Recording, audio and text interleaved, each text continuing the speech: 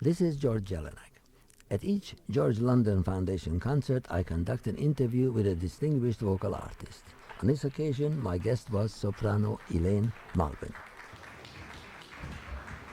Many, many years ago, before the television industry had reached such peaks as Survivor and Fear Factor, there was a program regularly broadcasting or telecasting operas on NBC television. And Miss Elaine MALBIN was a star of the NBC opera, and she will tell us her various roles. But I might as well tell you that you heard about prodigies in the field of instrumental music and rarely in the field of vocal music, but she was a child prodigy soprano. And we go on from here, all right? And I never got over it. Yes, well, it's a pleasure to be here with George Jelinek and with all of you and the London Foundation. It's a great honor for me to have been asked. Actually, I made my debut when I was 14 years old at Town Hall in New York City, and I asked George if he remembered Conrad von Boss, who was my accompanist. He happened to have been the accompanist for Helen Traubel in those years, and everyone was quite surprised that he agreed to play for me, but he did. And he said many, many years ago there was this opera company that did TV opera. How many years ago was it, George? 50-odd years ago. Do you believe that? It was 50 years ago, and I'm not going to say how old I was then, but I was still in my teens, okay? Let's leave it at that. But actually, my first televised opera was La Traviata, in which I played the role of Violetta with Laurence Tibbett, the great American baritone who was Germain. Fausto Claver, who was a great mentor for me and to me, was the conductor, and Herbert Graf was the director. And as a result of that telecast, I had a major career. Well, now, a major career didn't just develop at age 14, right? Well, between 14 and the time I did the Traviata, yes, I had been singing on NBC on the radio. I was a staff singer. Actually, I followed Robert Merrill and Nan Merriman on those programs, and I would be singing 3 times a week for NBC. And when I did the Traviata, which was, as I said, was on CBS, NBC formed a company of their own. I don't know whether they had done operas before the one that I did. However, I received a letter from Samuel Shatsinoff, who was the head of the opera company, and he wanted me to meet with him. I got an RCA Victor contract at the same time. It was sent to record with Mario Lanza, all during that year, which happened to have been the very year that I met George London, was 1950. There is a very interesting photograph on your way out. You may want to look at it in the little display case outside, where George London looks like a juvenile and Miss MALBIN looks like a kid. Well, it's a very it was thing something like that. I was a kid, and he was a few years older than I. That's it. And he was stunning looking. In fact, my husband said, "Oh, he was very good looking." I said, "Yes, he was." And we had a lot of things in common. George had just made a great success in Vienna, making his debut as Amonasro that year. And I have what I call the Viennese connection, because my manager, believe it or not, I had a manager from the time I was 13 years old. She was Viennese. And she used to bring me to the home of the great Emre Kalman, where I met Richard Tauber. And I have in getting prepared for this interview, George, I suddenly realized I had a very privileged childhood, a great life, and a most interesting career. Good for you. Well, now, Thank you. we are still trying to bridge those childhood years, but now you are already established with NBC Opera. Right. And give us some of the major roles that you did for NBC, because that NBC Opera Company was quite remarkable, and I think at this point we should pay tribute to one of your mentors, the conductor. Well, I did. There was a triumvirate, all of whom I loved dearly, who were great for me. Samuel Shatsinoff was actually the head of the company. Peter Herman Adler, whom I absolutely adore to this day, even though he has passed away, was the artistic director, sometimes conductor. And of course, the greatest is Kirk Browning, who still does Live from Lincoln Center. He was the director for television of all of these pieces, and they were my greatest boosters, my greatest friends. But I must say, as a result of my opera work on television, I had an offer from the New York City Opera when Laszlo Halas, who just passed away, was the head of the company. That was at the Old City Center on 55th Street, where we did not have microphone enhancement. There was a very big article written about that recently. And that was a tough theater to sing in. And I had an offer from Mr. Bing, but Mr. Bing didn't offer me as good roles as Halas did, so I went to the City Opera. I said I recorded with Mario Lanza The Toast of New Orleans for RCA Victor. That's the music that Katherine Grayson did in the film. And that's how my career began. And then, of course, I did lots of concerts. But if you wanted me to enumerate my televised roles, I shall. First was Traviata, then Pagliacci, Suor Angelica, which I did twice, Il Tabarro. Of course, one of my greatest successes was Madame Butterfly, and after that performance, a touring company was formed. And then one of my great roles was Salome, and people thought I really looked like Salome. I hope I don't act like it, but...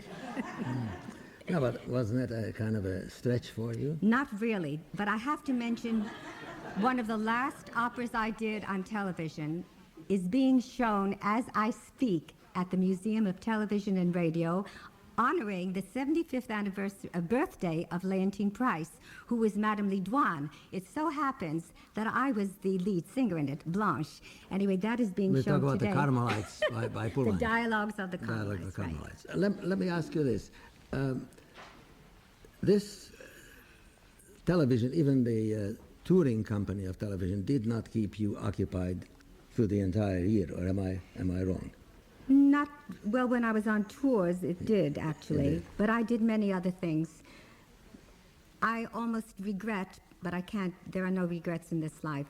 When I was in 1952, I played the role of Aida at the Winter Garden Theater on Broadway in a show called My Darling Aida, where I actually sang the music of Giuseppe Verdi 6 times a week. I gave up the matinees immediately, and eventually I had to, it was just too much for me.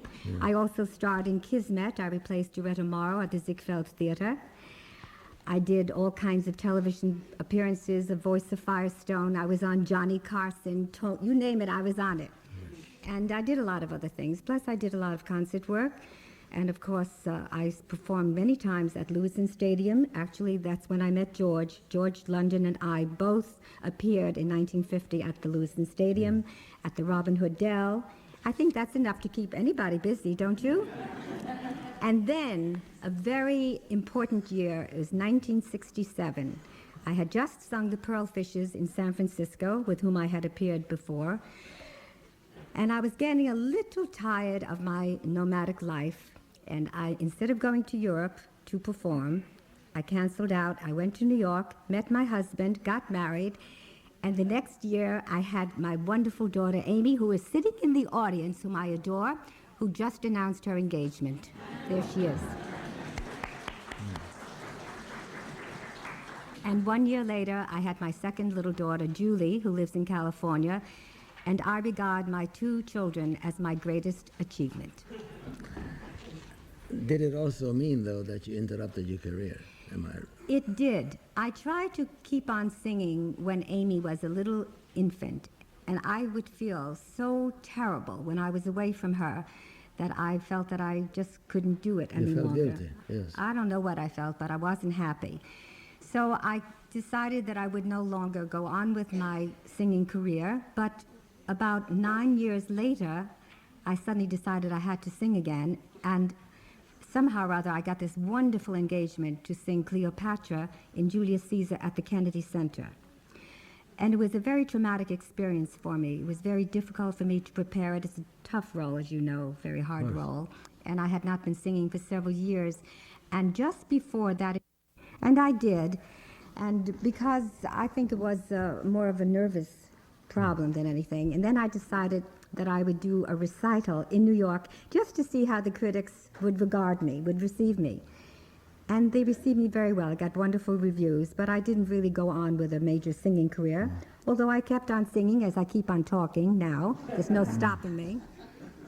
I'd like to mention a few things that I have gotten myself involved with.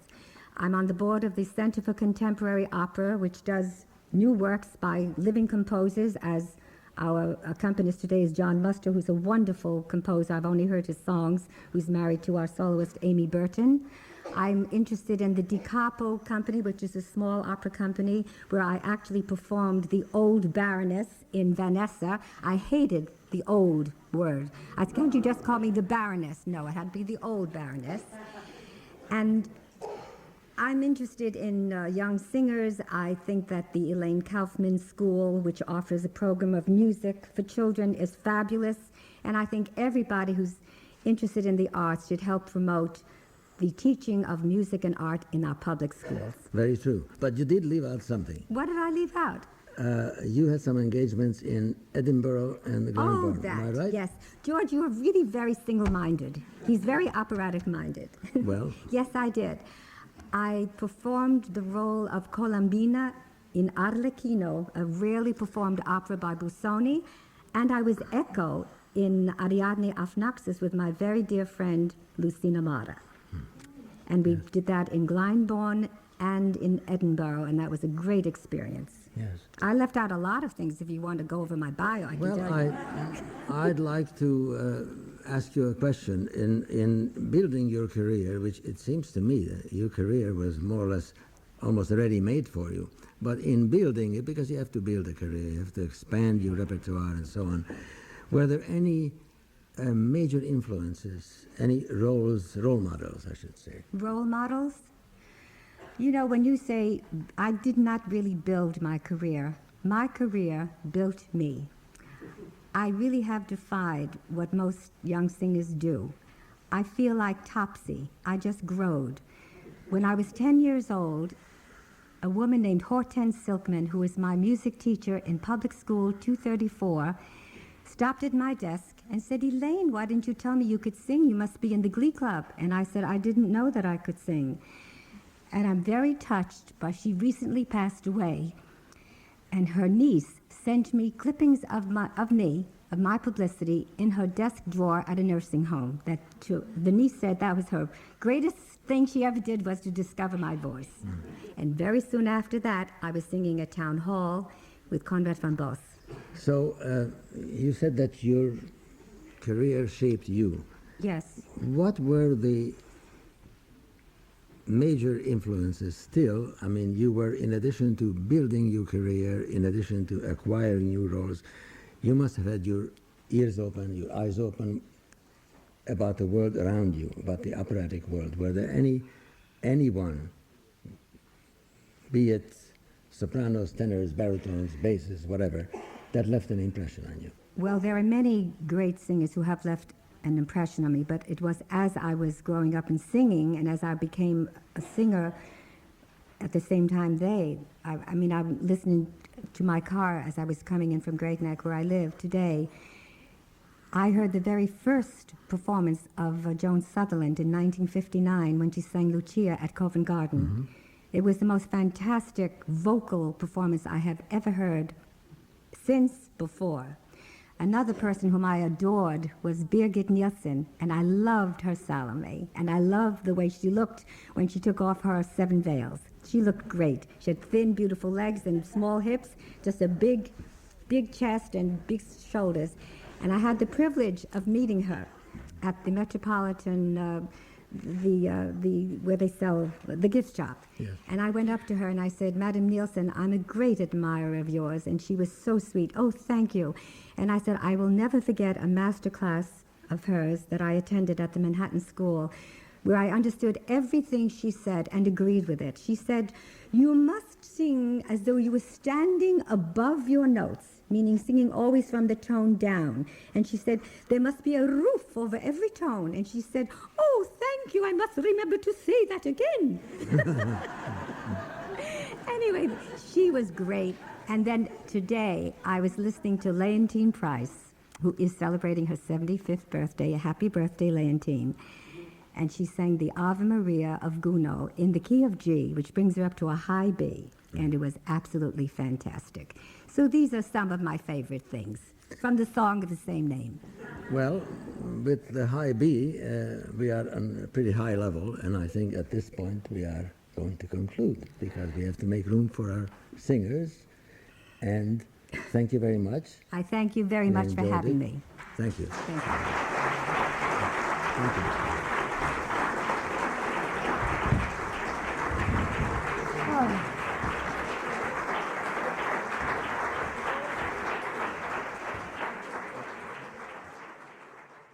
On this occasion, I had the pleasure of welcoming an old friend, Tony Randall, a multimedia celebrity. Mr. Randall and I go back to more than 50 years, so we're not exactly strangers. And we have a number of things in common, and opera is the most important of all these things, which brings us together. In addition to which, we are both record collectors, with a special attraction to the baritone voice, am I right? You are right. Spoken by a baritone. A cracked voice baritone today. No. Got a little bit of a cold. The first thing that comes to my mind, and perhaps the mind of many others out here, what was it that drew you to opera? Well, when I got out of the Army, 1946, and returned to work as an actor. I'd been an actor before the war, but I was well aware that my voice was weak.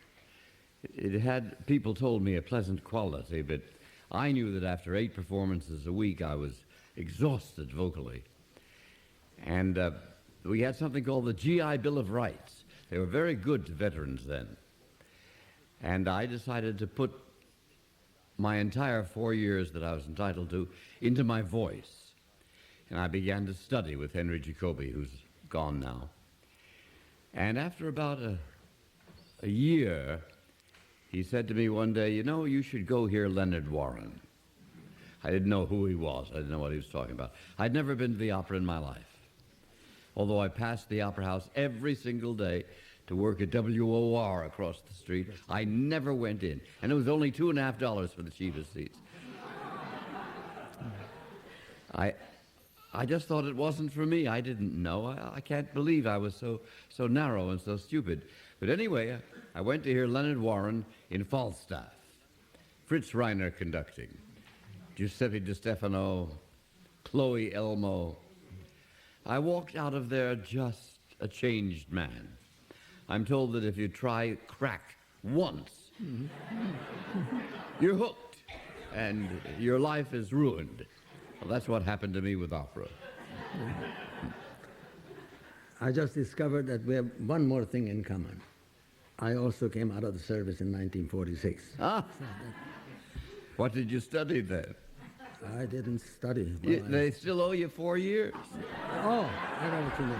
No, I put my savings into down payment for a house because we wanted to have a child, and anyhow, that's ancient history. My child is a mother right now.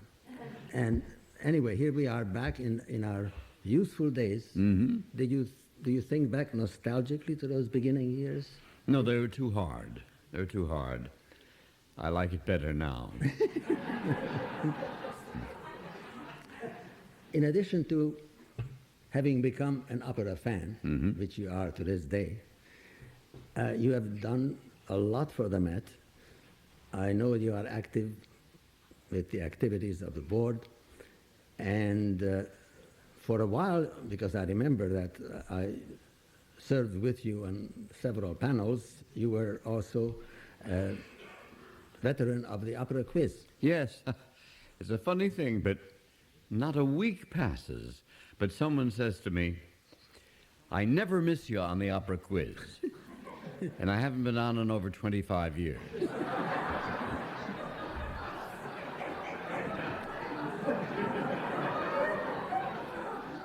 It's wonderful when a listener or an opera lover takes a certain character or a certain artist to his or her heart. That stays in that youthful heart forever for some reason. It's the reason people call me Felix as I walk down the street.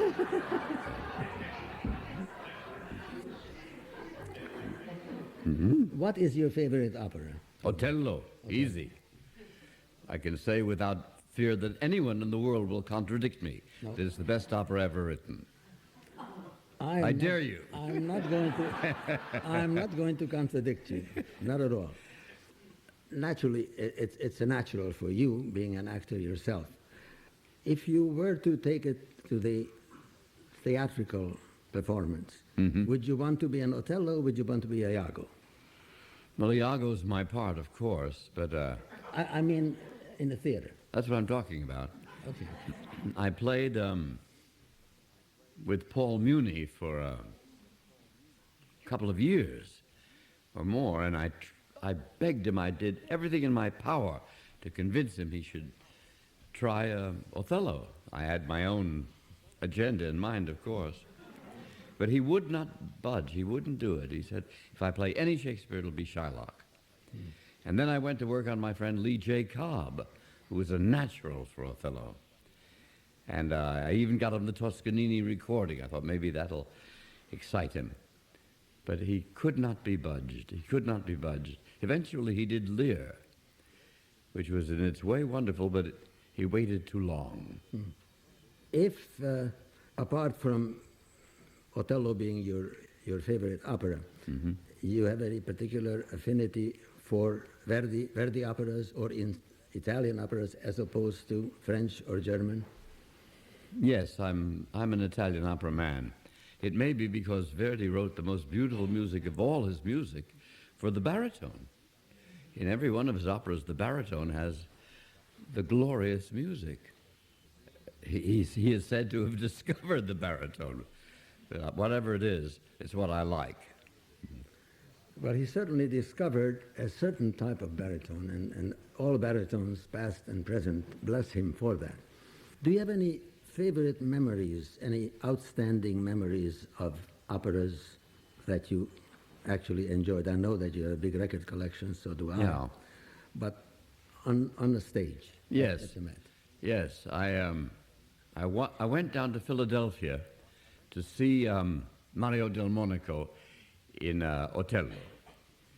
I'd never seen him in it. I'd heard him on the broadcast, but he was no longer singing at the Met. He was a magnificent-looking man with a glorious physique, a beautiful chest. He came out for the Esultate, stripped to the waist, and his Negro makeup ended just below his chin.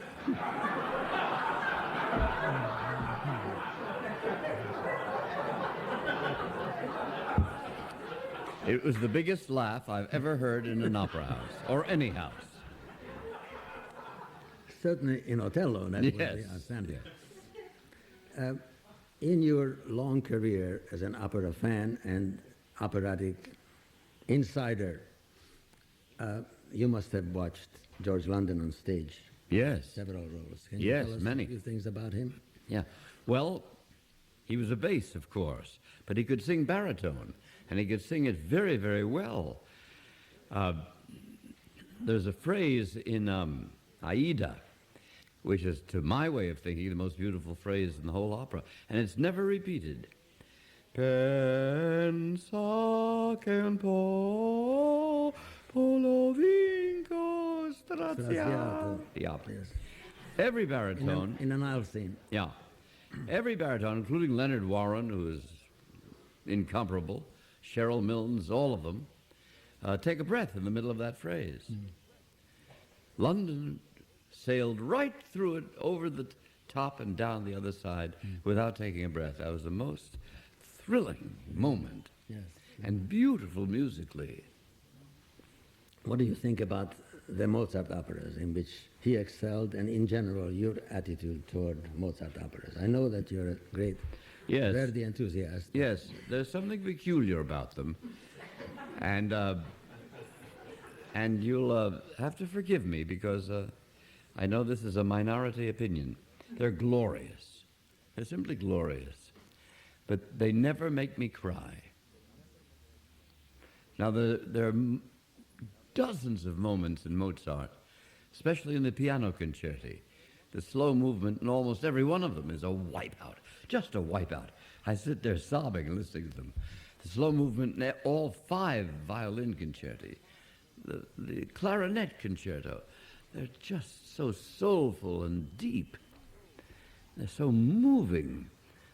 But I don't find that at any moment in any Mozart opera. The arias just don't wipe me out. I'm sorry, they don't. No. Emotionally, they carry a different message, I imagine. But much depends, don't you think, much depends on the way they are sung. Because if the proper expression is given, let's say some of the Countess arias in Marriage of Figaro. Yes, when Kiriti Kanawa sang them, what's the big aria? No. I forget. Anyway, that moved me. Or let's say Pinza's manner of phrasing, for instance, even if it is not at the extreme range, there is something about the artist's own contribution that can bring out that emotional element that perhaps we lack otherwise. How do you feel about the Wagner operas? On a personal level. This is not, this is not a relative merit. I mean, we know they're great and glorious, but how do you respond to them? They have too many dull patches. That's the trouble with them. However, the first act of Valkyrie is a masterpiece. 1 hour, 1 solid hour, an arc of gorgeous music, wonderful music. But I never want to hear it again. Not even the first act? No. No? No, I heard John Vickers in it many times. And I just know nobody on earth can ever match what he did.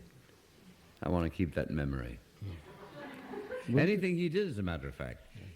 Whatever part he sang, that's the best you'll ever hear that part. Well, that we disagree. However, I have a great admiration for him. The voice, to my ear, did not have what is known as Italianità. No, it had no plangency. Did not have that. But emotional urgency and theatrical mastery. I thought he was the best actor I ever saw in my life. Fantastic actor. I took my acting teacher to see him. I said, now I'm going to show you the best actor in the world. And he wasn't even a baritone.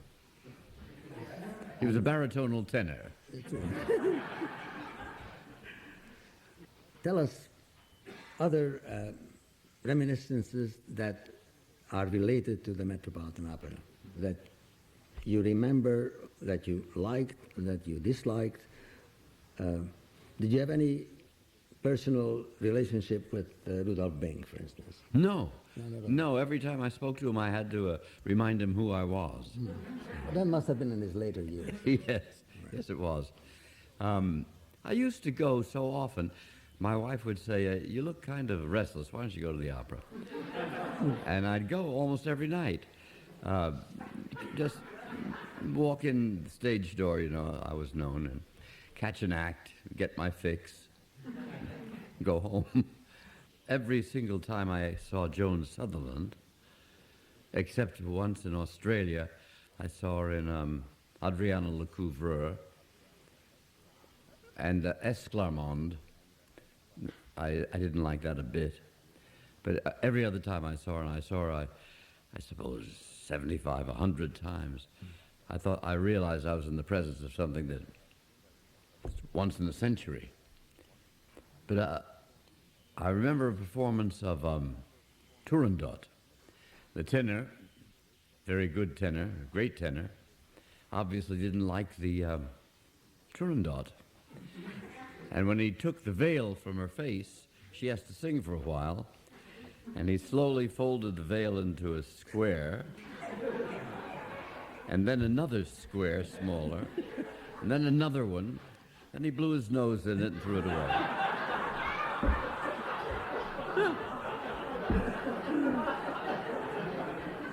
I thought I'd never see a thing like that in my life. Do you happen to recall the initials of that tenor? Yes, I do. He's a friend, and I won't say. All right. All right. You know about that. Okay. Your love of opera, at least once or twice in my recollection, carried into your television appearances. I remember Yes. one bit in your great role as Felix when you had Marilyn HORNE. Oh, yes. Yes. It wasn't just a bit. She had the lead in that episode. Yes. She was fantastic. When we shot it at Paramount, she'd been a kid actor in Hollywood. And this was all familiar to her. She was marvelous. Every one of the opera people who worked with us turned out to be marvelous. They're all better actors than you would expect, and they took to it instantly. Giorgio Tozzi did a marvelous one for us. Played Al Capone. And he said to Jack Klugman, who was playing a character named Blinky, "Blinky, you're going to the river." Deep river.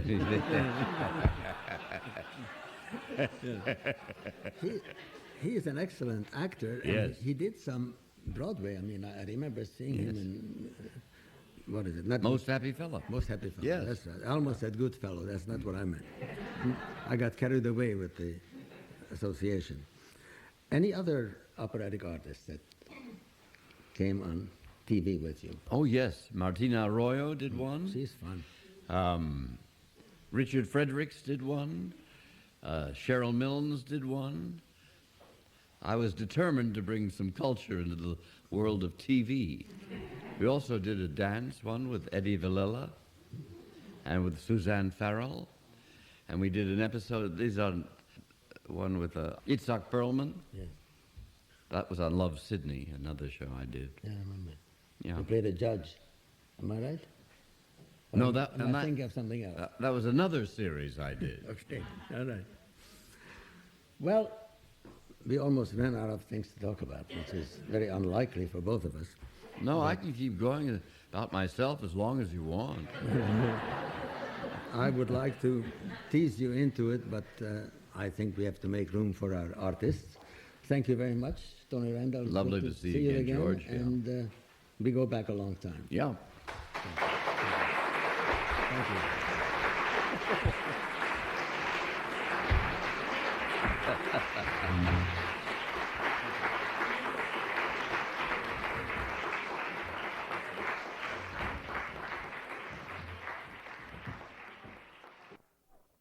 With Die Walküre a number of years ago.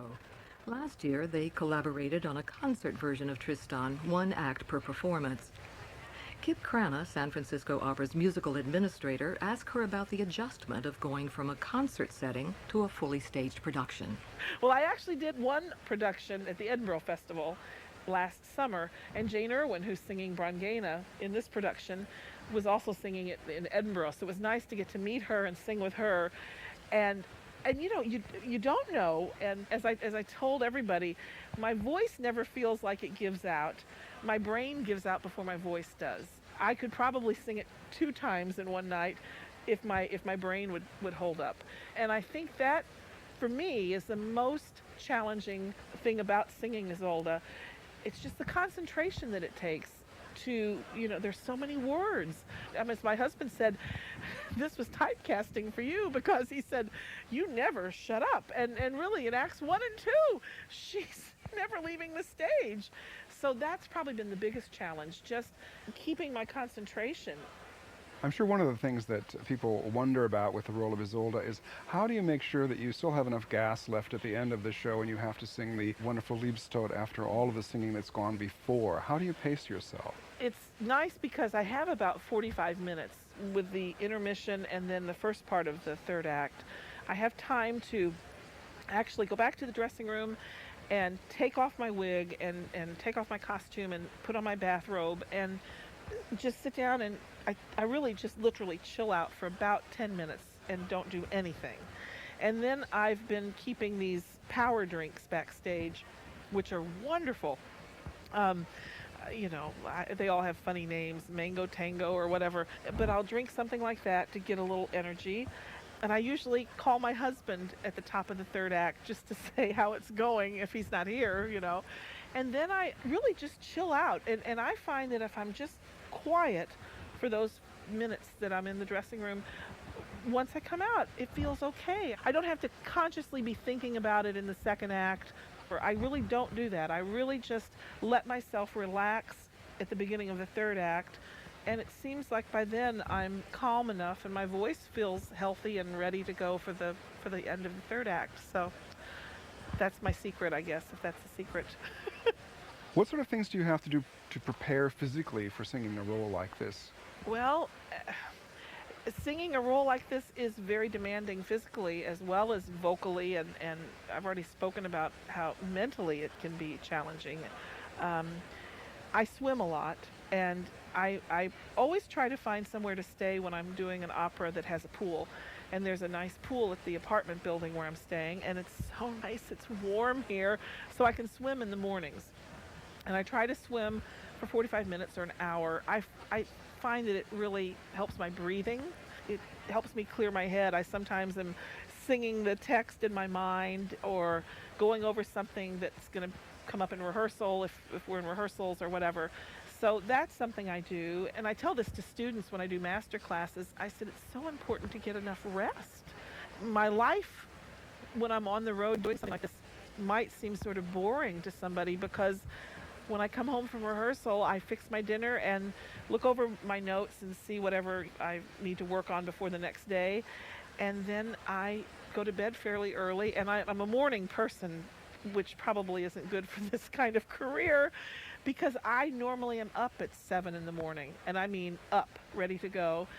So on the days of the performance, I have to take a nap. I try to say, okay, I'm going to sleep until 9 this morning. I can't do it. So I really do have to take a nap for a good hour and a half, maybe, or 2 hours, because these operas go so long. And many of our listeners are mindful of Birgit Nielsen's famous remark when asked, what's the essential thing you need to do Isolde? She said, comfortable shoes. Yes. Tell us about the physical challenges of actually being in this production. It's a beautiful production that I wish our radio listeners could see. Oh, yeah. Well, if they could see it, they would see it. It is a very raked set, and each act becomes more raked and steep.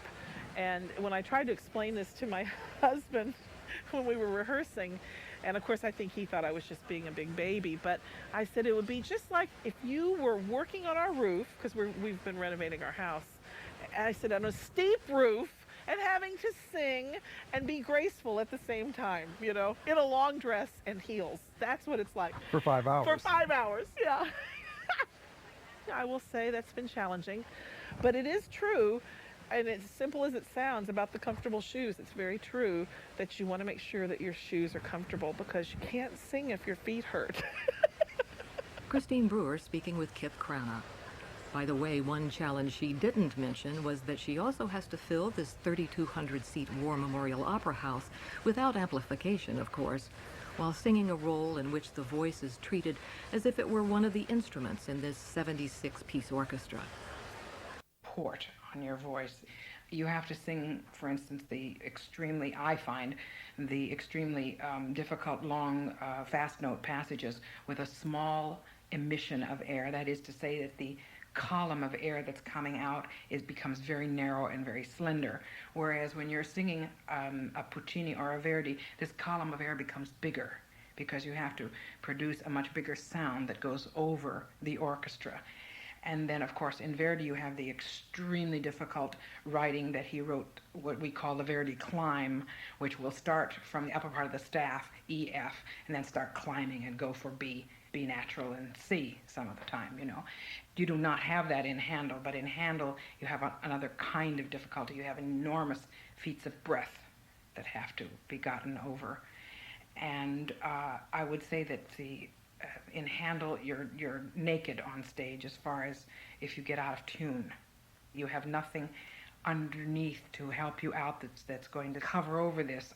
Having sung quite a bit of Verdi and also Wagner in concert, I can say that I was always amazed when I would sing Wagner in concert, because I could just walk out on stage and I hardly had to warm up, and the orchestra was there, and I just opened my throat and it happened. I'm not going to say I'm a great Wagner singer, but I've done very respectably in it. But in this kind of music, forget it. I mean, your clothes are off. Gentleman who's going to go first. Would you like to do that, Bert? Wechsler. Surely. I've always thought that if you have nothing special to add to a usually cut cadenza, leave it cut. It was interesting to hear the music that followed the Miserere, but it didn't say anything at all. The soprano sang it well enough, but with no personality whatsoever. But less spark was in the conducting, and this holds for the rest of the scene. For Italian opera such as this, I never want a genius to conduct. I just want a musician who can feel, and who will give the ebb and flow, not one who is a librarian and gets every note correctly and refuses to allow high notes. High notes belong in Italian opera. To end that scene the way it was written, I don't think Verdi ever heard it that way. I'm sure they had high notes. The orchestra was so insistent and so correct that the transitions were rough. The baritone was nice and dark and mustache twirling, which is what you want here. I mean, he was the villain. And the soprano sang well enough, as I said, but so what? Mm-hmm. Thank you, Bert Wechsler. I hope didn't expect an answer to your so what. It was a rhetorical question. Robert Jacobson? There's an echo in this room because I too will say so what. Like so many modern recordings, it seems totally unnecessary because if you want to hear Trovatore on a long-playing record, there are magnificent performances with Callas and Milanov and Leontine Price. A number of people there are great conducted performances by Von Karajan and so forth. I felt that this scene that we heard had absolutely nothing to offer. I mean, it really makes me not want to hear the rest of the recording, which is unusual because usually I'm curious about something or other. But I too, I think we probably all know who this is, but we can save that. But it made me very sad that this particular conductor led such a lifeless, heavy-handed performance lacking any sense of motor pulse, and particularly in the cabaletta with the Count and Leonora. It's really, I mean, the vows and the melodrama involved in this, in the sentiments and the music are so extraordinary, and to play it so ploddingly and so lifelessly is a mystery.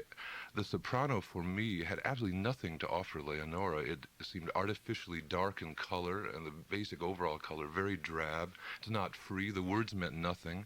She seemed taxed by the coloratura, and vocally I thought she was all over the place. So the baritone was workmanlike, but one has heard a great deal better. I missed the high notes, and as I say, that cabaletta should be a gallop, not a trot.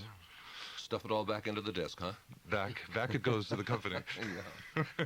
Thank you, Robert Jacobson. Barrymore, Laurence, Scherer, that leaves you. Did you love it?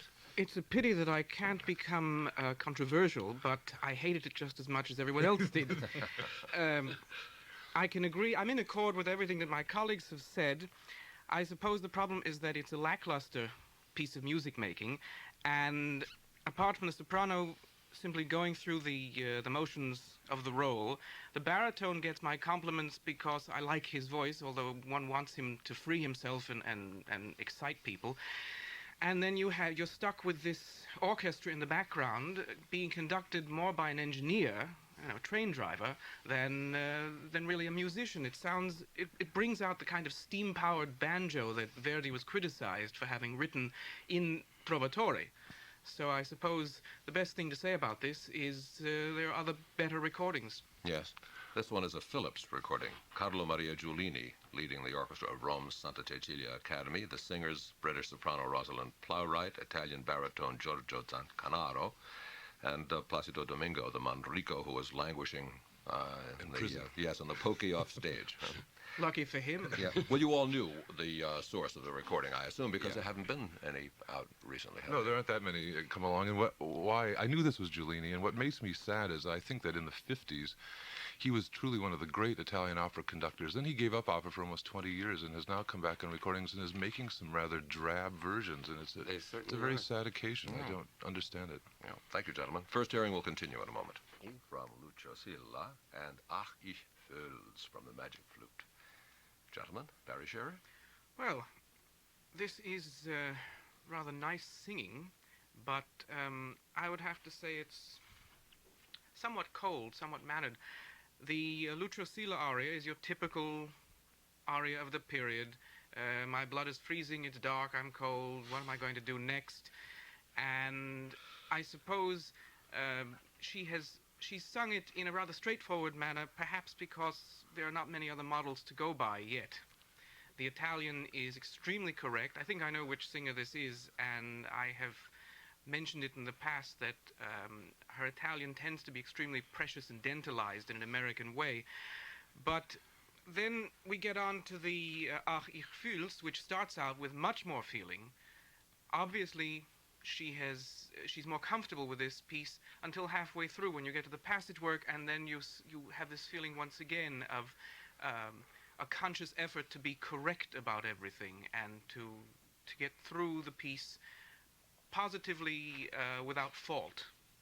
So I'd say her voice is lovely. It's a wonderful voice, and it's a voice capable of tremendous work, but... Yeah, okay, leave it at that. But, Robert Jacobson? I'm not so sure about wonderful, but I was strangely, after two arias, I thought this is already a little bit boring. I found the voice incredibly monochromatic, and whether it was this kind of anguished-filled aria of Lucio Silla or the tearful plea of Pamina, there was a tremendous sameness about both. And I feel that, I think we all have an idea who this might be. I feel that it is a very small voice that does not have a great deal of range of emotion and a timbre that has little variety of color. In fact, I think the voice occasionally gets very infantile sounding. It's almost like a child's voice. The top is not too free, and it has very severe limitations. And I think that if you put this soprano on the stage singing Ach, ich fühl's, you would not hear half of the aria. I don't think you'd hear any of the middle or lower portions. I think this is probably a very good recording studio voice. Yeah. It's very clear, well-produced kind of sound that really responds well, as somebody used that word, phonogenic, and I think this is a very phonogenic voice. Unfortunately, I just didn't feel she had much to say outside of being a rather accomplished technical singer. Mm-hmm. Thank you, Bob. And Bert Wechsler?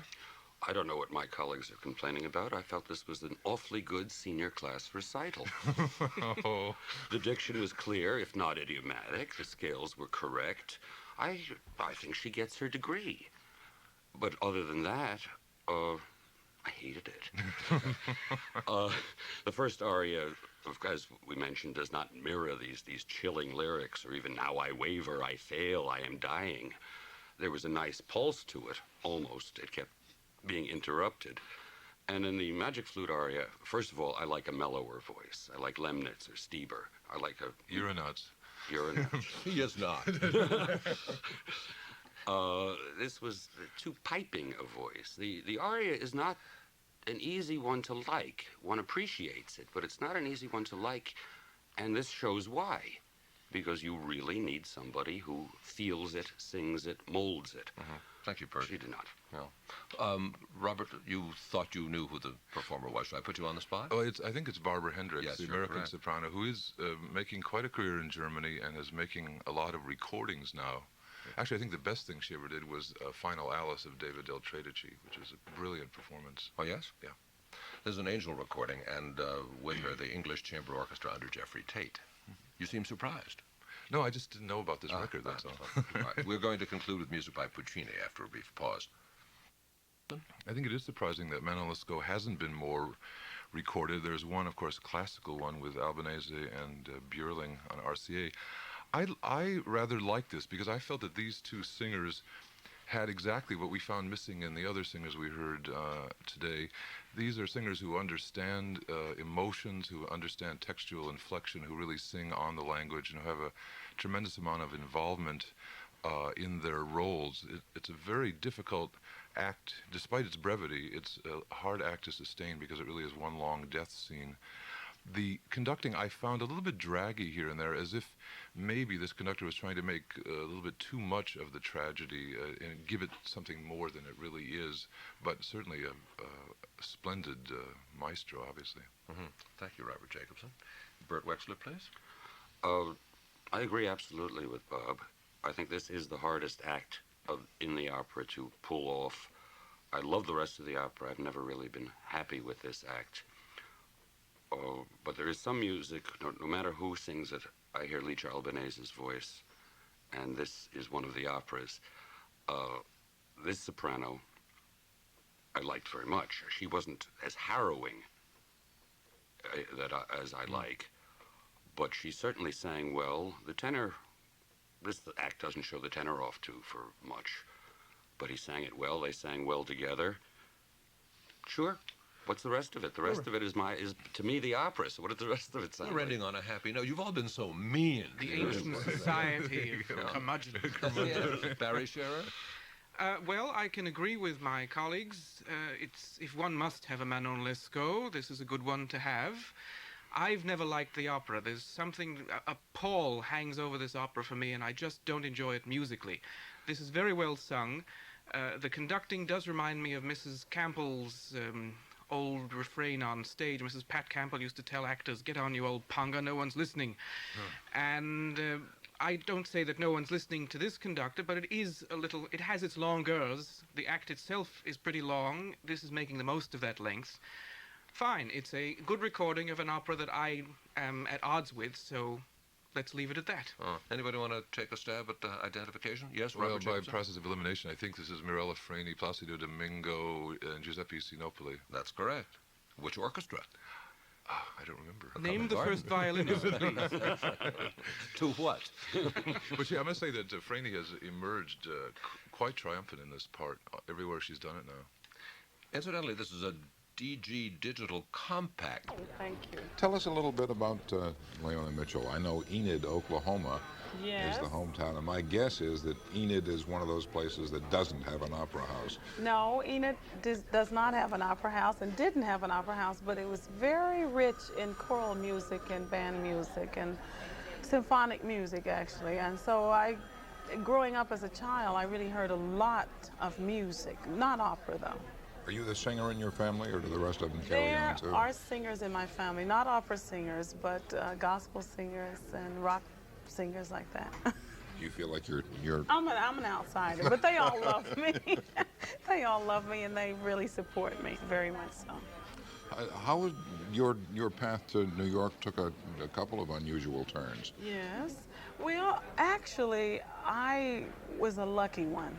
I kind of got out of college in '71 and went to San Francisco and was known by Kurt Herbert Adler, who introduced me to a lot of people in the music field. And by him, I came through the Met in '75, so I really didn't do like a lot of other singers and go through the European route and stay over there for years. So I kind of just got out of college and I've kind of grown up in front of New York.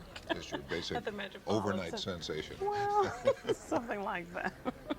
I just got back from California, and I wanted to make the point to our audience that while I was out there, I was watching some of the educational stations fundraising drive out there, which is going on at this very moment, and they call it their festival too. Yes. And we tell our audience that one member in 10, one person in 10 who's watching, will pledge, and out there, one person in 7 pledges. So they're about 50% ahead of us, which for a New Yorker is not a very comfortable feeling to let those Californians get ahead. Exactly. I'm somewhat of a displaced Californian by way of Oklahoma. I live in Los Angeles, so I know about those drives out there. So we hope that it's only going to take a little extra effort for the New York audience to catch up with the California audience. If one more of the 10 who's watching pledges, then we'll be up to 20% rather than down at 10%, and that'd be a big help. So is the number on the screen? There's the number reading from left to right. Right. Go to the phones right now and make the call before we go back to the second act of Rigoletto. Rigoletto by Verdi. It's so unusual too to see it in film style like this with the extraordinary settings and costumes. It's like seeing great paintings of arts, you know, by like Picasso and Botticelli. It's just fabulous the way Cornell has arranged this production. And of course I am endeared to it because I know Luciano and Ingvar. They're very special people to me, and people should just call in so that they can keep this kind of works, you know, on Channel 13. There's a very direct correlation between people calling and the program or programs like it appearing the next time around. People have to call to support. Well, please call now. Okay. Now we'll go to Donna and see if we've got the totals added up. I love opera so much that I've made it my life's work. For me, it's not just enough to sing in a great work like Rigoletto. I want to help opera to grow, to find new fans, to be as vital and dramatic for them as it is for those of us who already cherish it. That's why I'm here at 13 during this intermission. I know there are lots of you who want to help ensure the legacy of opera too. There's no better way to do that than to make a pledge of support to 13.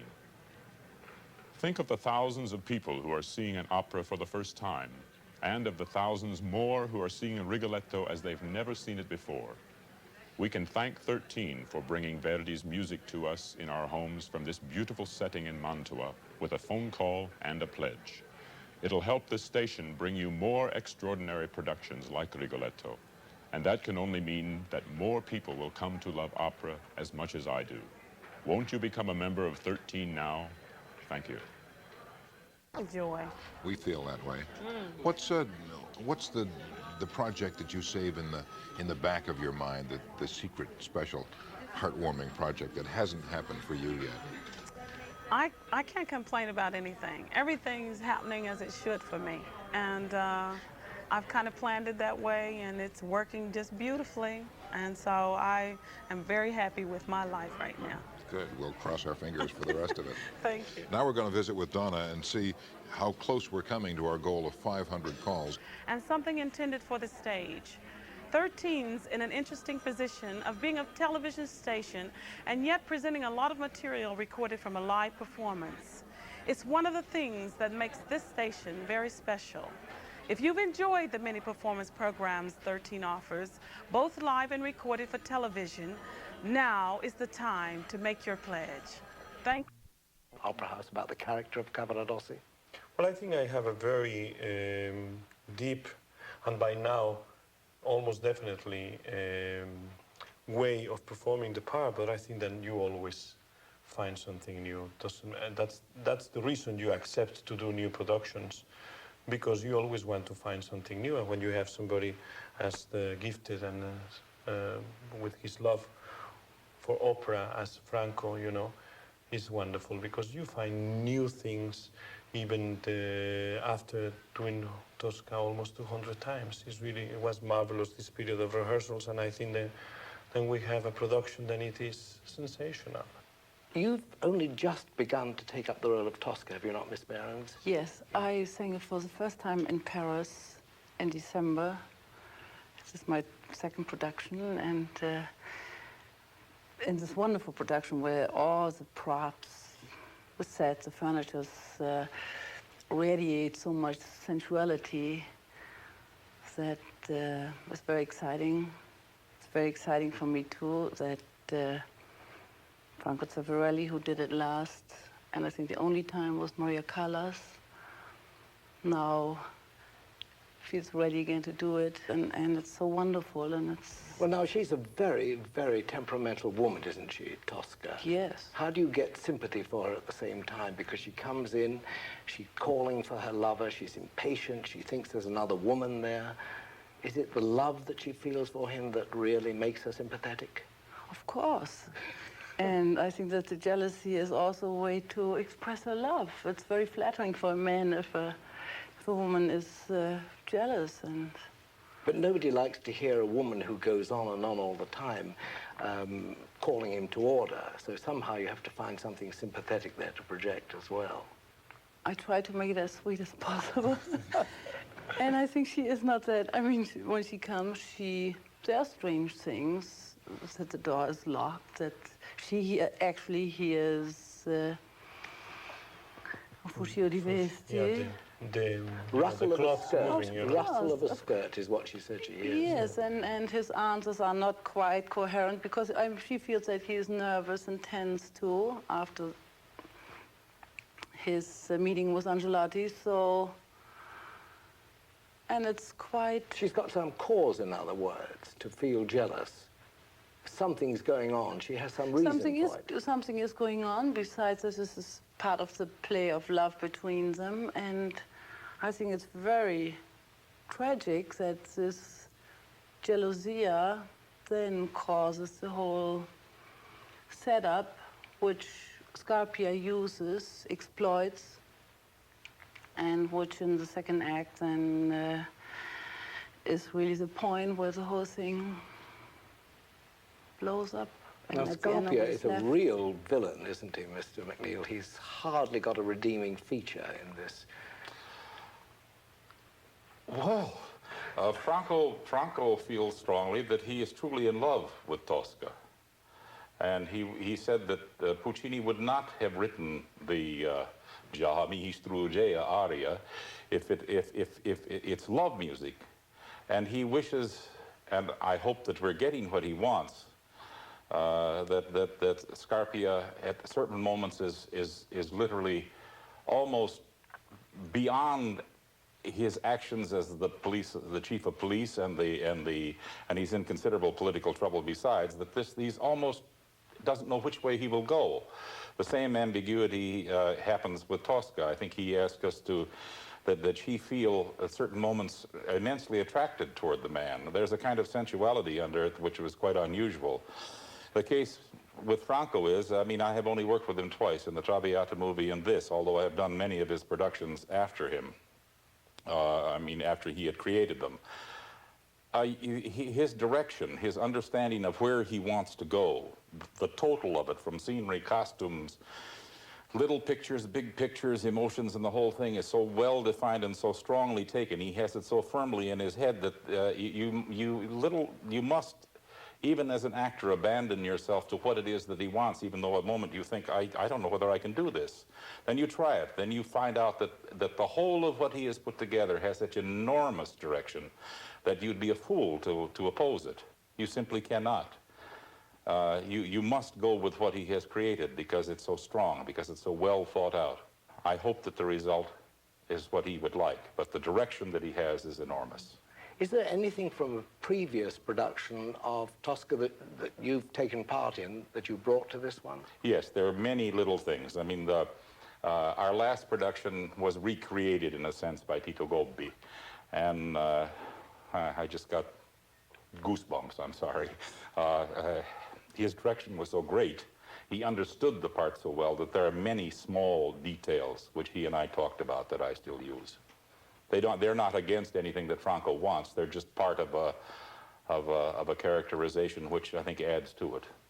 So in other words, Mr. Domingo, there's a certain amount of freedom, is there, when you take on a production like this? You can still, within the limits set by the director, put your own personality into the characterization. Sure, but there are many things and they are not written in the score. And when we start the rehearsals, Franco and me, we agree completely. I mean, I have always performed, or at least, let's say, not always, but for about my 25th performance of Tosca on, I have always performed with the idea that Cavaradossi knows perfectly well that he's going to be dead. And I think the relation with Tosca also, I think you have to take in consideration also, besides the fact that she's a very naive girl in a way, and very simple girl, but has the grandeur of the opera singer. And little details she tends to act then. So that's the reason Cavaradossi forgives this incredible woman, because her jealousy is also connected with her character as a prima donna. So she has to overact something a little bit. Even in the description of the way she kills Scarpia is a whole thing that Puccini wrote, you know, rather than say, you know, I mean, he was trying really to make love to me. I took a knife and I killed him. You know, she has to explain us all the thing, you know, rullavano I tamburi, rideva l'empio mosso, rideva. He was laughing, saying, you are mine. You know, she's very theatrical in every point. So her jealousy in the first act is full of theater. So I think that all these things, I mean, a production, talking about a production, you know, I Mac just mentioned now the old production. In 1968, my first season at the Met, it was the new Tosca done by Birgit Nilsson, Franco Corelli, and Gabriel Bacquier. It was Otto Schenk doing the rehearsals. And I was covering the performance, and after I was just doing performances. But because those were some days that Franco wasn't coming too much to the rehearsals, I did every rehearsal from the very beginning of that production until some of the performances that Mac and me now we were doing on tour now of the all production. So since 68 now, you see in 16, 17 years, you know, you have seen one production just born, do an enormous amount of performances with all the sopranos, all the tenors, all the baritons, and everybody, then the Metropolitan Ensemble and great conductors. And now we have a new Tosca. So it's a very thrilling event, you know, for me to live, to survive that production of Tosca, and to be You did better than that. Fantastic. I mean, let's see, survive in time, you know, that Yes, we I are still understand. singing, so that's wonderful. Well, it shows you that those operas can be renewed all the time, doesn't it? A new Absolutely. production. Even though I think, I'm sure that this production is a production that the Met is going to be proud of it for 25 years. I would like to add something to, because Placido talked about, you know, Tosca's feeling, and I think in talking about Tosca, I have to have the last word. Absolutely. And, but it relates to what you asked, you know, the freedom within, let's say, Franco's production and concept, and what Mac said, that attraction between Scarpia and Tosca, that was when we were rehearsing, you know, that is a very delicate point. And I spoke up right away, and I said, for me, I can feel this, like, the evil force, and I mean, a huge bunch of energy, and, you know, this love and the evilness from Scarpia, and it's like that attraction between two big poles of energy, and also when he comes to embrace her, you know, after his huge love aria, and I agree with that too. One thing is for a woman to hear a man, you know, really unfolding and at that moment he is emotionally naked. That is one experience, and the other is that when you get very close to a big danger, this temptation to, you know, just cost me one step, whether it's a passing train or it's jumping down somewhere, this how do you call it, a suck of... a vortex. Yes, and I think then in the last act, when she tells the story again about killing him, the acting for me is one little aspect, but a minor one. I think it's a traumatic experience to have had killed somebody, and that she has to go through it again, and has to, you know, conscious Scarpia again to, like people after a very traumatic, very big experience, where they have to go through Live through it again. They live through it again and have to how is it called in psychoanalysis, to put in order. Work it out. Yeah, to work it out, to find peace and explanation, and also to explain to him. And while she's telling, she doesn't know yet that he says you stay clean, you know. Mm-hmm. So the theatrical is an aspect, but I mind. Yeah, but what I mean is because it's Tosca, you know. Tosca, because of her character, her way of being, that's the reason she will make. Somebody else will just come petrify him and say to Cavaradossi, you know, yeah, but it's too huge. It's too huge. It's too huge. And I mean, to kill him, she's also afraid to tell you that she killed somebody, because it's horror of yourself after you killed somebody, you know. It's that you have to live on with the knowledge that you killed somebody. It's this person, you know, because the way Tosca is, because other person won't be able even to put two words together, you see, after such a thing. So I think it has something to do with the character, not that you want to act in that moment, but then in fact that we are all, you know, we all live our lives in a way. We are natural, but we are always in the eyes of the public. Sometimes we are acting, you know, when you're having, right now when we're having an interview, we are talking, but we are acting also. We are not being completely natural, you know. Our so I think that Tosca has to put it in those words because it's her nature, you know. Otherwise, somebody else will say it simple, you know. I think we do a lot of things internally. Yeah. We internalize a lot of things, part of which has been the discussion here this afternoon, that help us to accomplish what we are doing out there. But in the end, it's a melodrama. It's an old-fashioned melodrama. It has to be approached that way almost musically as well as acting-wise. I mean, there are certain things, regardless of all of this internalizing that we do in order to get ourselves there, that we must present to the public. And I, for one, don't internalize that much. I have no difficulty feeling that I could be in love with Hildegard. And I don't like him much at all. First of all, he's a tenor, and second of all, he's in love with her too, and she likes him better than me. But it's a melodrama. And we're all dissecting, oh, I can't say that on television, ant excretions in the end. And sometimes I think you just have to go at it. You must go at it. Absolutely. I think that when you overanalyze things sometimes, you are in the danger of things being too planned, too cold, you know. You have to do it, but at the right moment, I think my ambition, my greatest dream is always that out of 9 performances of Tosca, I can say that in those performances, we can always be into a certain amount of different, but in different places, that no every movement is the same, you know, then the feelings are different. That's the wonderful thing. Then at the moment, we have to do what we feel, you know, never mind what you have planned, you know. The important thing is not to go from here to there, but how you go from here to there, you know. And that has to be done only at the right moment because of that day, the way you feel. Do you think the performance is likely to change as you work more with one another on this production? I mean, after, say, the 6th performance, what sort of changes will occur?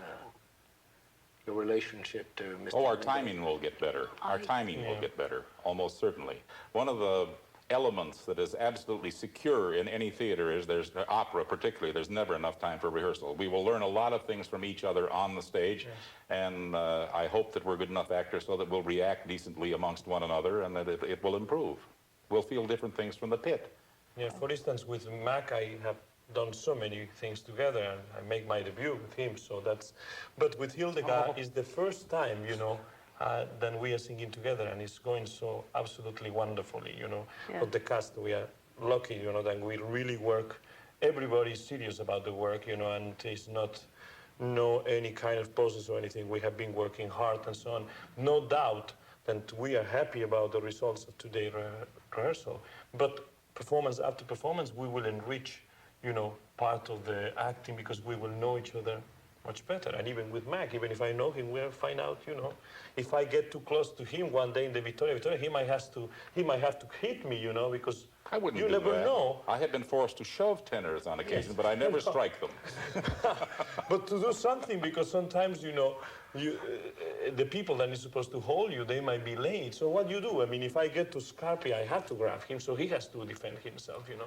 So many things might be different. On the other hand, I once did it with a tenor where I was sitting in back of the desk, and he took a swing at me as was planned. And I was wearing, as usual, a putty nose. He was close enough to me, so he knocked my nose off completely, and it stuck to the wall. If I'd have been 3 millimeters closer to him, I don't know how the performance would have ended. I would have been forced to kill him right then and there. Is that what the Italians mean when they talk about losing face?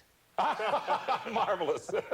Well, you said, Mr. MacNeil, that it's a melodrama. It certainly is a melodrama. How do you solve the problem of not making that characterization stagey? Here you are, the most wicked man in Rome at a certain time.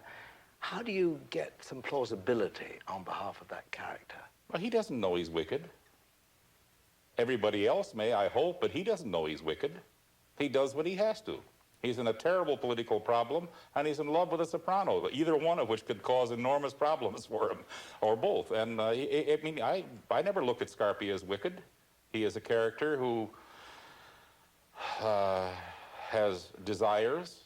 Franco prefers love rather than quite so much lust as it is normally done. And he has to solve a certain amount of political situations. There are several places where he has asked me to stop and look. For instance, when I'm writing the Salvo Condotto, he asked me to look for a moment at her after I've started to write the letter and think, is this really what I want to do? Do I really want to let her get away? Do I really want to give her this and let her go? This is the safe conduct that would enable her and Cavaradossi to leave. To leave. And he asked me to start to write it and then look at them and think the whole thing over again. I mean, he doesn't consider himself evil.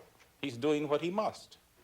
I think we have been talking so much about the production and so on, but I think we are leaving out a newcomer, which is the Giuseppe Sinopoli, which I think that is doing a wonderful music together. Yes. We are doing beautiful music, Correct. and so God knows what is going to happen at the premiere, but really we have been having a great time. And what does a different conductor show you about an opera that you've sung a great deal before and know obviously something about?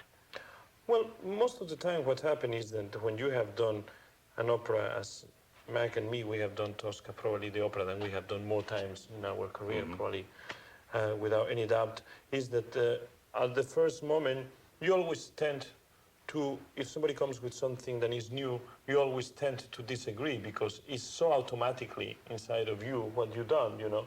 But there are certain things which Puccini is so clear, first of all. Puccini is so clear that you can play Puccini really the way it is. I think that he's underlining very much the drama, taking slower tempos in the second act, in the son of the conversation between Tosca and Scarpia, then if it works for them, it's marvelous, you know. The thing is, you know, we have here two singers and they can do it.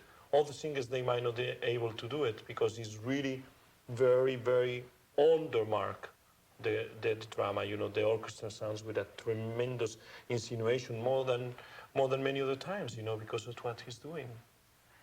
You've now done two productions, your first two Toscas. I will say you've done this, so you've only been to the One was dress not a new production, though. One was a revival, the one in Paris. Now, did that force you to fit into other things that had been established before you got there, or were you able to be more personal about that interpretation in Paris? No, I worked with a director, a Frenchman, Auvray.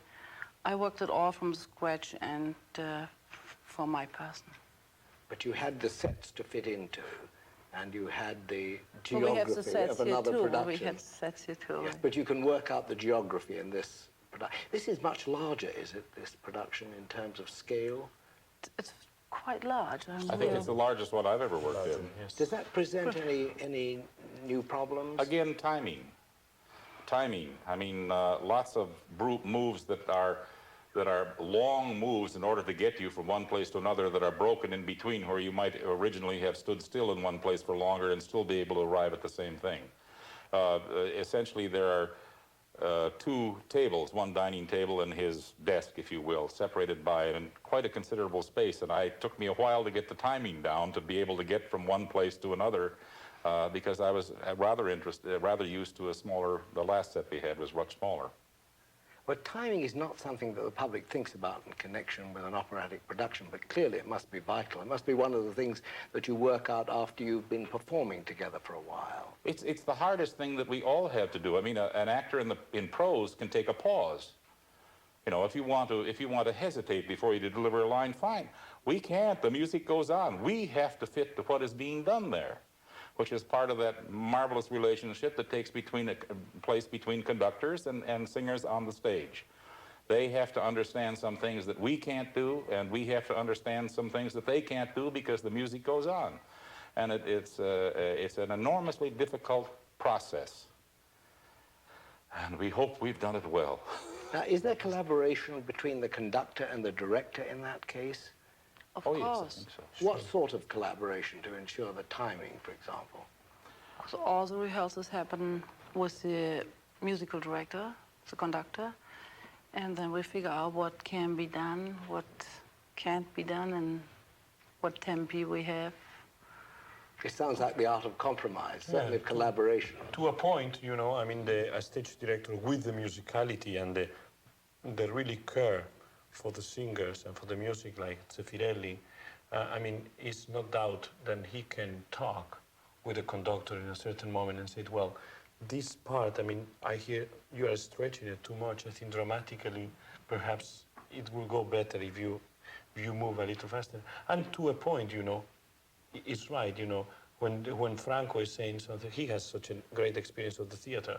Then a conductor then understands the theater also will agree and say, okay, you are right, you know, because things has to move. Of course, they are not things, if it's not too drastic, you know, I mean, you cannot be singing recondita armonia, you know, at a different speed, but especially the music then goes in between scenes, for instance, you know, when Tosca is leaving after the first act, you know, before the Te Deum, or when the exit of Tosca after Our Love Duet, and so there are some moments which they have to be interrelated very well. The interrelation between the stage and music, and the music should be really very much together and precise. And I think that somebody as musical as Franco can be really of a great help to any conductor. Now, some directors of course come in with ideas that deliberately contradict the music. What do you do in cases like that?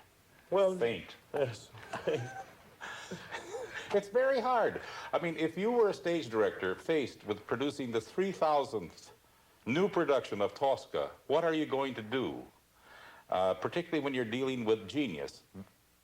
Puccini, a genius. It's written so well as a play that if you took the music away, you could almost play it with the words that are there. It'd be very short, of course, but you could play it. It plays dramatically well. What can you do? You can't swim up uphill against them. I had an instance in this. Franco wanted me. I think it's the only place where we had to bargain a little bit. He wanted me to say, "Fu grave sbaglio quel colpo di cannone," to the Spoletta. The music doesn't go that way. He's thinking to himself. It was a mistake. I shouldn't have done this. And the music crescendos to a certain point. I can't start out angry, yelling at one of my underlings and make it work. And we talked it over for a while, and I said, let me try it. Let me try a little hitch to him, to threaten him a little bit, without betraying the music. We worked it out, and I think it worked today. Maybe for the first time, but it was hard for me to try and accomplish what Franco wanted. I understood what he wanted. It was a dramatic, valid point. It didn't fit with the music. We worked it out. Well, spontaneity, inevitability in an operatic performance clearly depend upon good rehearsing. Thank you very much indeed for talking about Tosca. Thank you. To have, for this intermission, Gordon Hawkins, our Nabucco. Hi, Gordon. So good to hear you. Hello, Christine. It's good to see you. Thanks for having me. You have such an incredible long history. Before we talk about Nabucco, which I would like you to talk about, but also when I think about all the operas that you've done here, I mean, you've done about nearly 20 productions with Seattle Opera, which is amazing. Yeah. I think that's a record. I'm trying to remember not only the operas that I've done there, but the houses that I've done them in. It used to be the old, I think it was the old hockey arena. It was some old, I don't even know if you remember that. We used to rehearse over in Fremont on the other side of the bridge. Yes, that was the very early years. Yes, I mean, long time ago. Yeah, and then we went over to the old, I guess it was an ice skating rink or arena or dungeon. I don't know, Jonathan Dean, I'm sure will know it.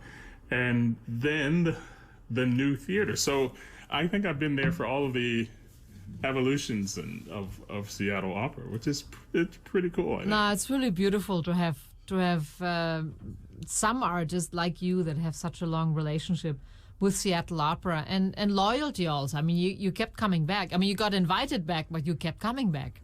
Yeah. Well, loyalty is a two-way street.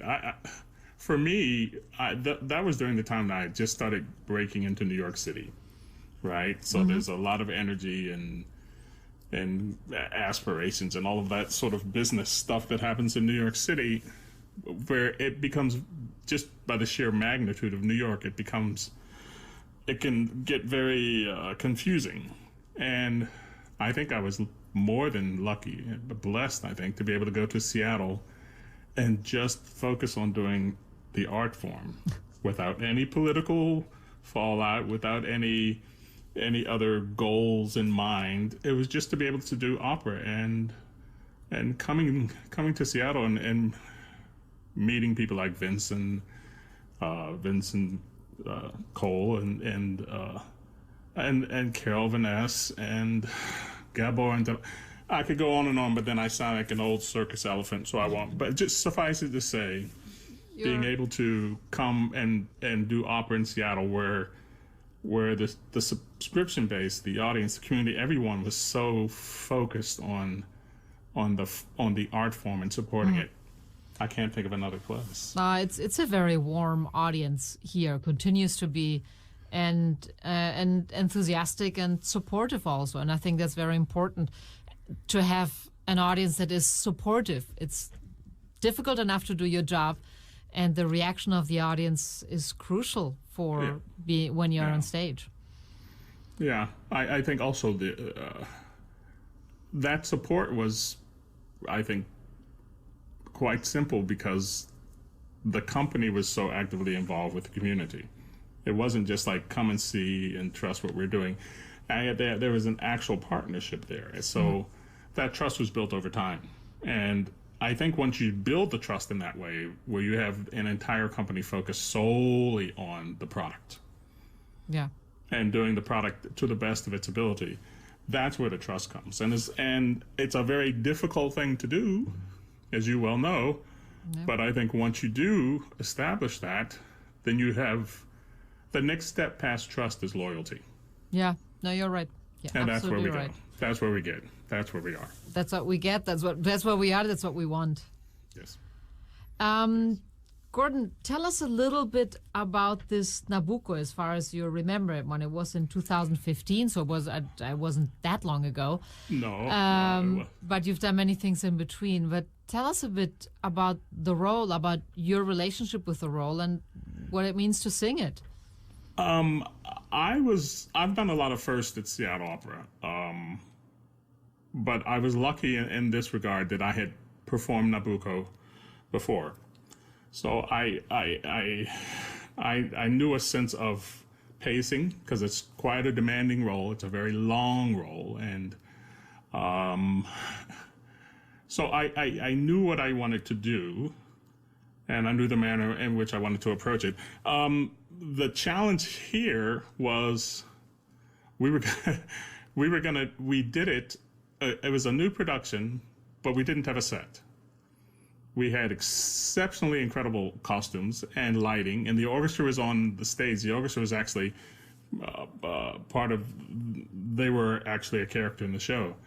But we didn't have the trappings of the set.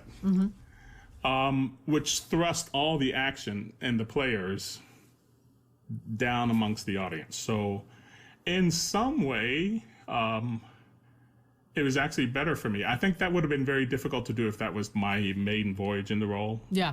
I would have been too preoccupied with it. But since I had already performed it, performing it in that sort of a setting was easier to play the drama of it. So that was fun, I think. Interesting. But yes, you're right. If you had not done the role before, that would have probably been a bit daunting or intimidating to be just that much in the arms of the audience, basically. In the arms of the audience, and also I think the danger would have been I would have played it more like a concert. Yeah. And not like a drama.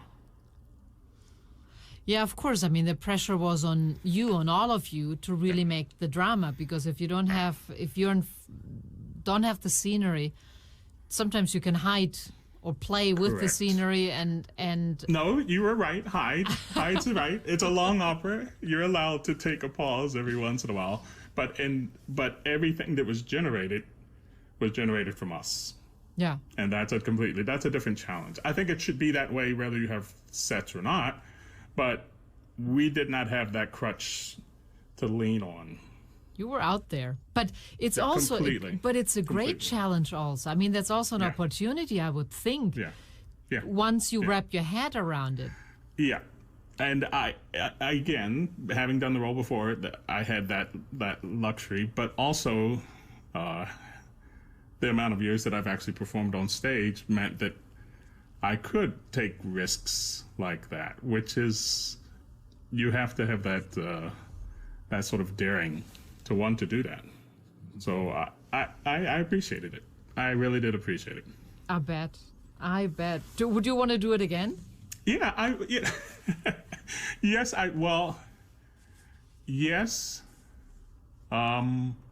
You know, part of this thing of doing opera is, in order to be a really good dancer, you have to have a really good dance partner. So it would depend upon the cast and the director and the conductor and their comfort zone in approaching it in that way. Well, you had great partners in that particular Yes, I did. case. I mean, you had I did. Mary Elizabeth Williams, right? Oh, she just ate up the stage. Well, between the two of you, I wish I might have to take a look at the video, but that's a power couple. It's an amazing. I can't remember. I can't remember if she had done it before. I think maybe she had. But then you have Jamie Barton. You have Christian Van Horn. You have Russell Thompson. It was so pretty hot cast. Jamie Christina. Barton, what a luxury also for Fenena. Sometimes Fenena is, in my opinion, often Fenena is not cast strong enough because the role is not as big as some first-rate singers would like it to be.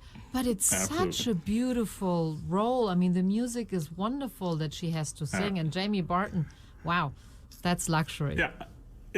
You could have taken the exact same cast and done a Trovatore if you wanted to. Yeah, you would have. Yep.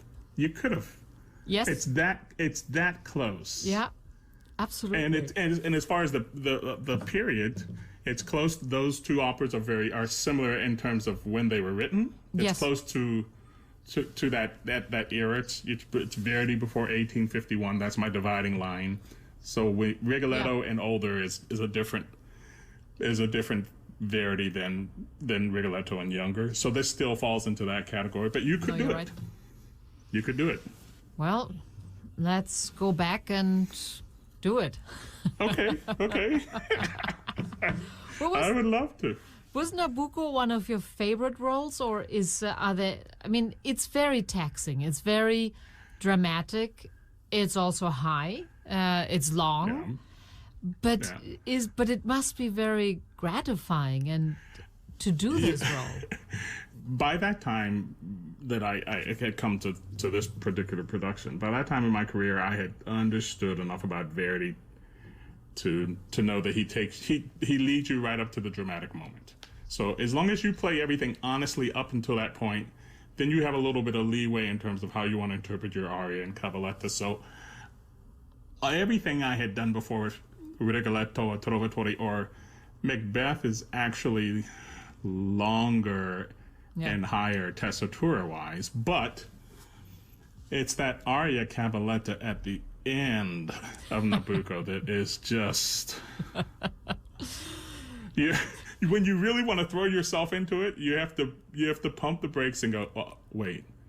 You have one of the most demanding aria cavalettas in all of the lexicon of Verdi compositions. So make sure that you have something left in the tank before you get to that point. Because you just don't want to sling yourself around the stage and then go, oh, God, I have to.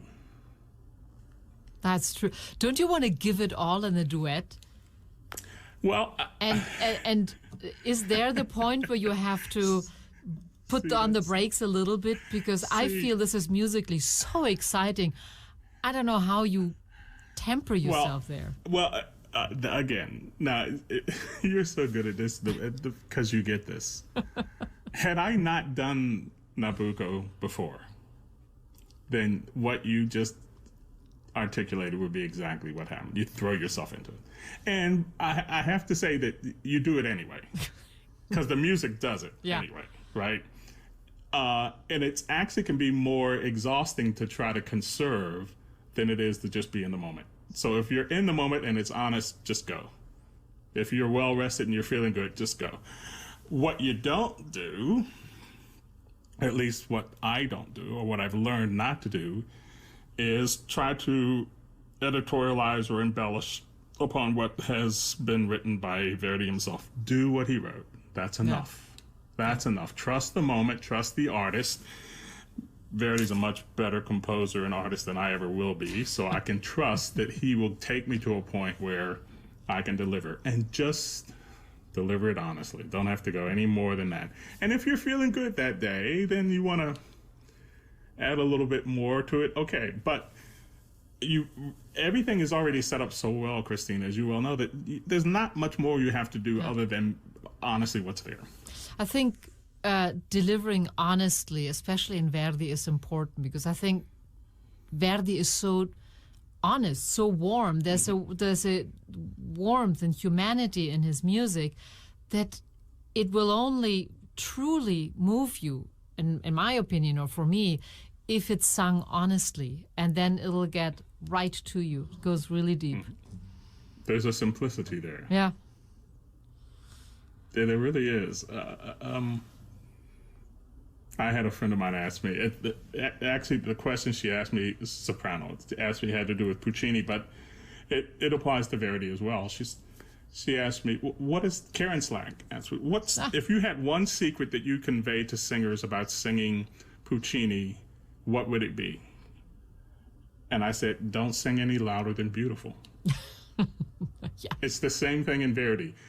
Those moments that he writes, you could have 3 Fs, it could be a high Q or what. It's not the dynamics or the tessitura he's writing, it's the emotion. Yeah. And if you get the emotion and the truth right, that's all that matters. Then you get the audience. That's why that's why he wrote all those letters to I'm thinking about Piave, the librettist he worked with the most. All of those, I wouldn't call them angry letters, but they weren't friendly letters. And he was just cajoling him and pushing him. I need a dramatic moment. You need to give me something that I can sink my teeth in, that will inspire me. There were stern letters. There were stern letters because he knew what he wanted. Yeah. Gee, or else he wouldn't have said it. He literally would not have written the piece if he didn't have that libretto that gave him those dramatic moments that he said, this is it. Well, I'm glad we get to listen to it this morning. I mean, one might argue that 10 o'clock in the morning is a little early for Nabucco, but to listen to it and get energized for the day, I think it's just perfect. Well, if you've not had your Bible study meeting yet, this would be you could use this. Gordon, I'm gonna wrap it up here. So good to talk to you. I'm really happy that we could make this work for this broadcast, to have you as our guest, and it's just a pleasure to hear you and talk to you, hear you sing and talk to you. Thank you very, very much, Gordon Hawkins. Thank you, Christina, and thank you to all my dear friends in Seattle. I miss you very much. Our guest today is Laurel HURLEY, a former Metropolitan Opera soprano who sang many times with George London and no doubt will provide us with the details. Miss HURLEY was a member of the Metropolitan Opera for 12 seasons, beginning with 1955. And she retired 12 years later. For what reason? As I told Leonard Bernstein when he asked me, what happened to you? I said, oh, you'd like to know what happened to me? 1 house, 1 husband, 4 children, and 6 grandchildren. And he said, oh, you chose the real life. And I said, I don't think I chose it. I think it chose me. That was the answer to that. Very good answer it is. You started out in a musical comedy field or operetta field. You did student prints and early youth, but your mind was always set on an operatic career. Yes, it was. From the time I was a little girl, and I credit that to the Metropolitan Opera broadcasts. I listened to them every Saturday, and I told them. I remember at a dinner in the Met with the Texaco executives years ago that I owed my whole operatic career to the fact that I could, in my hometown of Allentown, Pennsylvania, I could listen every Saturday, and I heard Pons, and I tried my best to imitate her as best I could, you know, and it was wonderful. It would just open the whole world to me, and that was wonderful, no doubt of it. I hope they continue on into no end. I hope that everyone in the audience agrees with that, and we all hope for that. So, to the surprise of no one, your operatic career soon took off, and you made your debut in Hartford, Connecticut, in Norina, as I recall, in Don Pasquale. Mm-hmm. It was the Hart College of Music, which is now, of course, University of Connecticut, I think.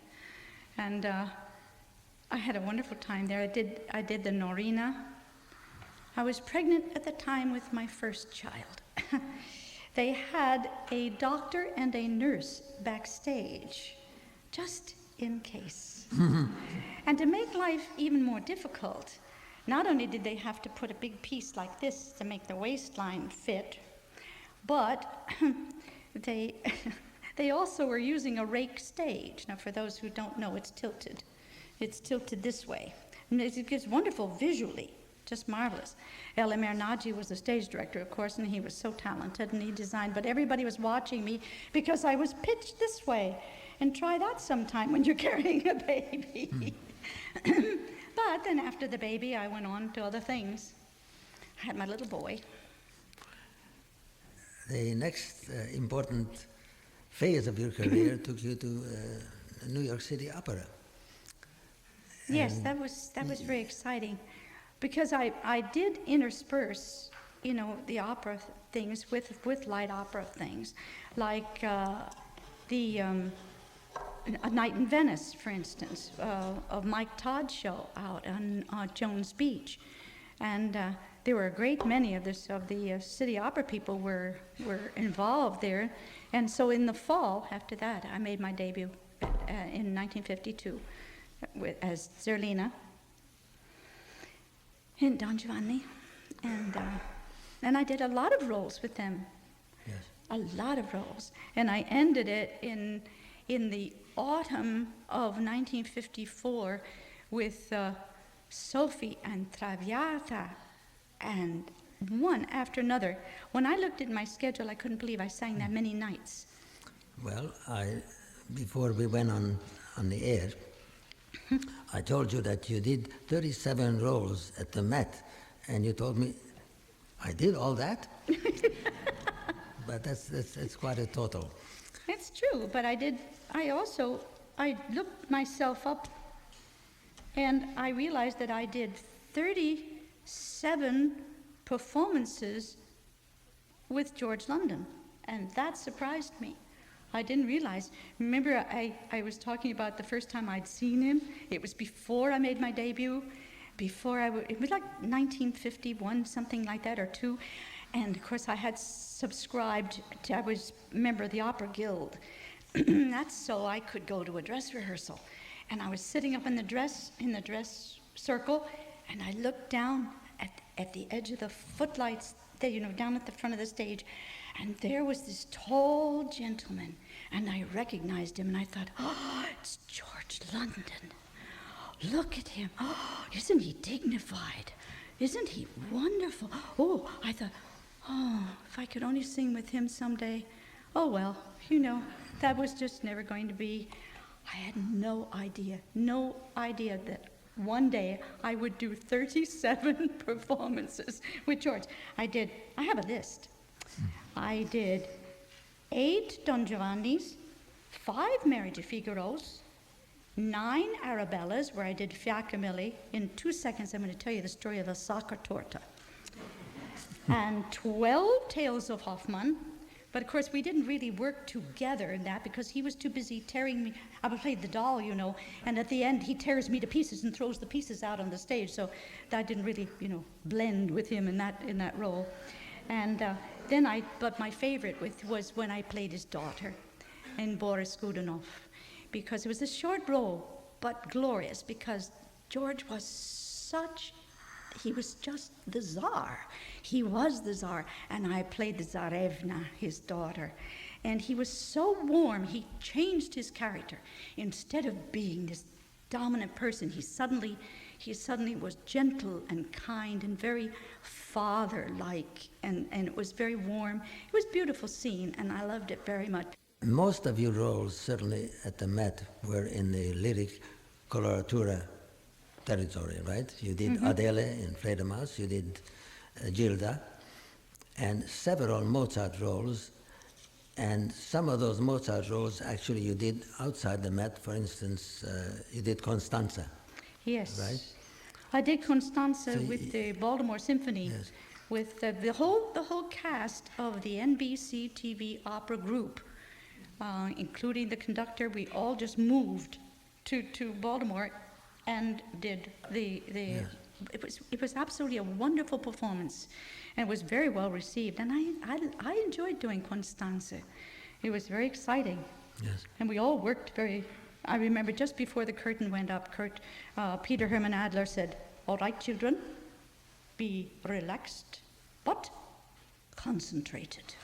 We were discussing various lyric coloratura roles, and at one point, I think it happens to many lyric sopranos, that they would like to eventually strike out and conquer the heavier lyric parts. And it happened to you because there was a role that you wanted to do, and it was so different from the various other characters, certainly different from the Mozartian characters, and that role was Nedda in Pagliacci. So why don't you tell our friends, how did that come about? I did 2 performances of Nedda, and it so happened that it was Jimmy McCracken. I think it was his first cameo at the Met, and yes, I enjoyed it. It was fiery, it was fun, it was so different from anything that I'd ever done before, and we got into wonderful dramatic scenes, and the fight was tremendous. Only just that I was pregnant again. Yes. And we were making our entrance in the little donkey cart, and I leaned over and I told Nathaniel Merrill, who happened to be the stage director, I just leaned over and I said, "Nat, we're now entering, just picture us, we're entering, the donkey is moving." And I leaned over and I said, "Nat, just in case you have to know, I'm pregnant." And he knew that this big fight was coming up. And I didn't want Jimmy McCracken, I didn't want him to know, because I wanted him to be free to fight with the Ned all he wanted to and throw me around if he felt like it.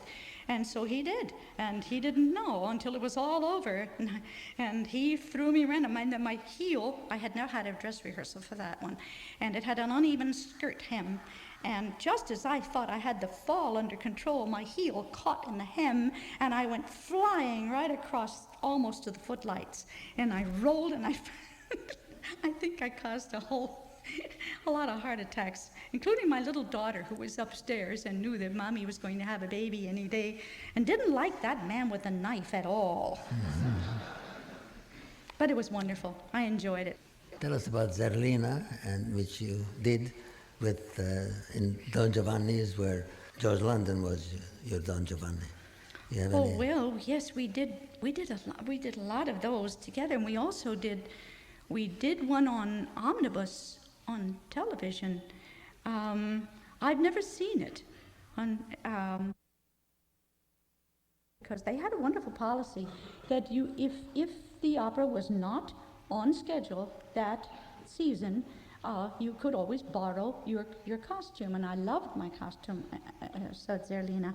And but it was, unfortunately, so I couldn't have that costume, so we had to go to a costumer, and I didn't like the costume, and George didn't like the costume, so I don't know whether that was so successful or not, and I've never seen it, so I don't know.